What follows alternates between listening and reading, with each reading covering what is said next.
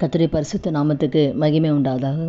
இந்த நாளில் கூட 2 நாளாகும் 14வது அதிகாரத்தில் 7வது வசனம் பார்க்கும்போது, ஆசராஜா நம்முடைய தேவனாகிய கர்த்தரை தேடின பொழுது சுற்றிலும் நமக்கு இளைப்பாறுதலை கட்டளையிட்டார்.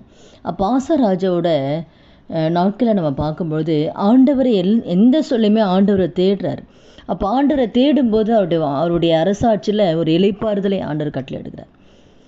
அதனால் அவருக்கு விரோதமாய் எத்தியோப்பியிலிருந்து சேரான்ற 10 லட்சம் பேருடைய யுத்தத்துக்கு வரும்பொழுது அவர் ஒன்றுமே செய்யலை. நேராக ஆண்டுடைய சமூகத்துக்கு தான் போகிறார்.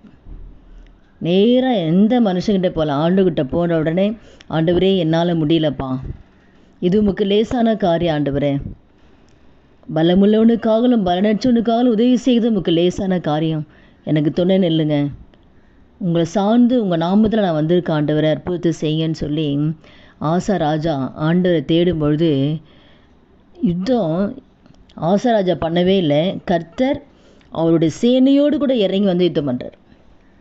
அப்போ அவரை நம்பி அவரை சார்ந்து வரும்பொழுது கர்த்தரே இறங்கி வர்றார். கர்த்தரே இறங்கி அவருடைய சேனையோடு கூட இறங்கி வந்து 13வது வசனத்தில் பார்க்கும்பொழுது கர்த்தருக்கும் அவருடைய சேனைக்கும் முன்பாக நொறுங்கி போனார்களாம்.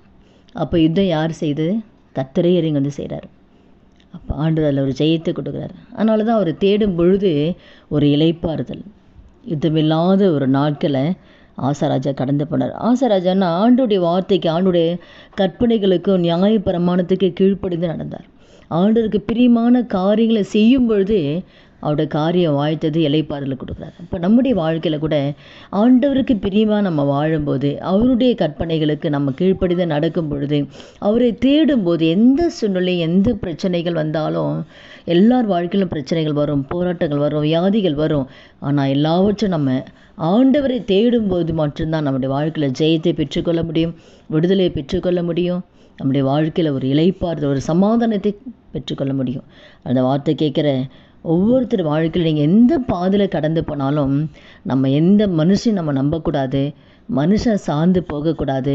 கர்த்தரை மாத்திர தேடி கர்த்தரை நம்பி நம்ம சார்ந்து இருக்கும் பொழுது, எப்படி ஆசராஜா வாழ்க்கையில் கர்த்தர் இறங்கி வந்து யுத்தம் செய்தாரோ, நம்முடைய வாழ்க்கையில் கூட கர்த்தரே இறங்கி வந்து நம்முடைய வாழ்க்கையில் அற்புதத்தை செய்வார்.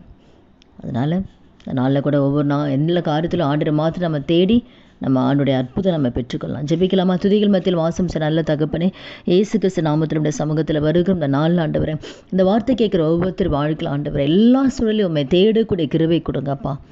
ஆண்டவரை தேடக்கூடிய எந்த சூழல் எந்த பிரச்சனைகள் வந்தாலும் உண்மை தேடும் பொழுது ஆண்டவரை, எப்படி ஆண்டவரை நீர் இறங்கி யுத்தம் பண்ணி ஜெயித்து கொடுத்தீங்களோ, உங்களுடைய பிள்ளைகளுக்கும் கர்த்தரே இறங்கி வந்து அவருடைய வாழ்க்கையில் இருக்கிற பிரச்சனைகள், கவலைகள், கண்ணீர்களை மாற்றி அற்புதத்தை செய்து உங்கள் நாமத்தை மையப்படுத்துங்கப்பா. அப்படியே செய்யப்போதுக்காக நன்றி செலுத்துகிறோம்.